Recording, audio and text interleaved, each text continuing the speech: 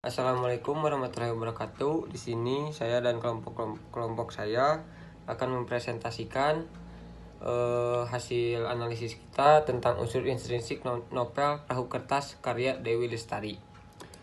Ya, di sini kelompok saya dengan anggota Algri dan Cesio Audrey Panva dengan NIM 51112110080. Dan ada Sasa Kamila Nopiana Herawati dengan NIM 51112118081.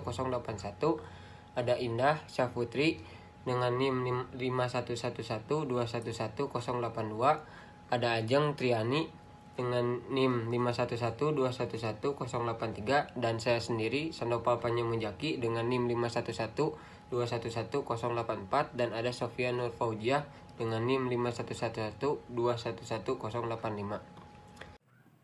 Yang pertama adalah tema. Tema didefinisikan sebagai gagasan utama atau makna mendasar dari sebuah karya sastra yang dapat dinyatakan secara langsung atau tidak langsung. Stanton dan Kenny dalam Nurdiantoro tahun 2000 halaman 67 berpendapat bahwa tema adalah makna yang dikandung oleh sebuah cerita. Tema dalam novel Perahu Kertas yaitu tentang persahabatan dan cinta. Tokoh dan penokohan. Tokoh adalah orang atau karakter yang ditampilkan dalam novel. Oleh pembaca, tokoh ditafsirkan memiliki kualitas moral dan kecenderungan tertentu, seperti yang diekspresikan dalam ucapan dan apa yang dilakukan dari tindakan yang diceritakan. Selanjutnya, penokohan.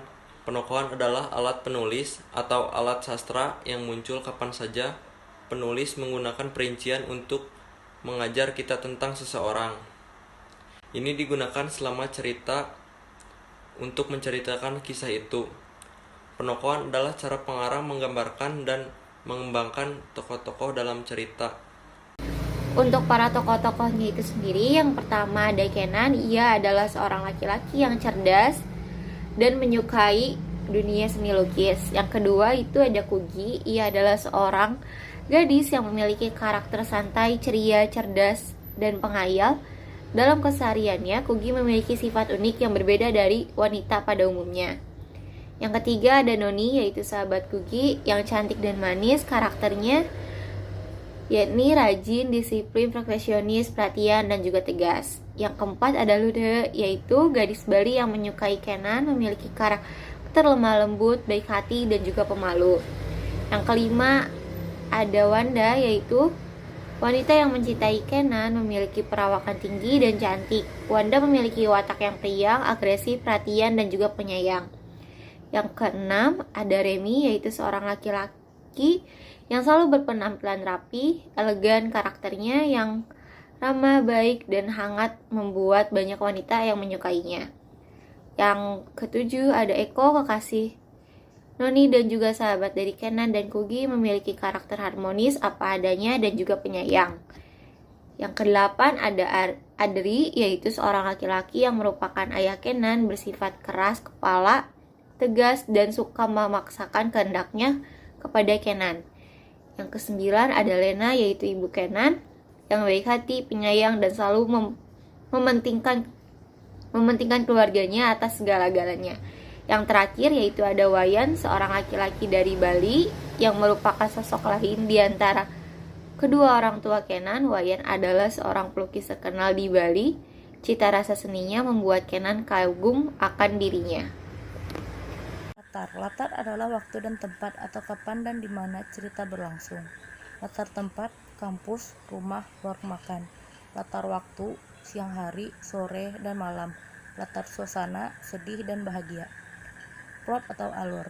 Plot atau alur adalah istilah sastra yang digunakan untuk menggambarkan peristiwa yang membentuk sebuah cerita atau bagian utama dari sebuah cerita. Peristiwa-peristiwa ini berhubungan satu sama lain dalam suatu pola atau urutan struktur novel tergantung pada pengorganisasian peristiwa dalam alur cerita. Alur yang digunakan dalam novel Perahu Kertas adalah alur maju dan alur mundur. Artinya cerita terjadi flashback ke masa lalu dan masa depan. Sudut pandang. Sudut pandang adalah sudut yang mempertimbangkan hal-hal yang menunjukkan kepada kita pendapat atau perasaan individu yang terlibat dalam suatu situasi.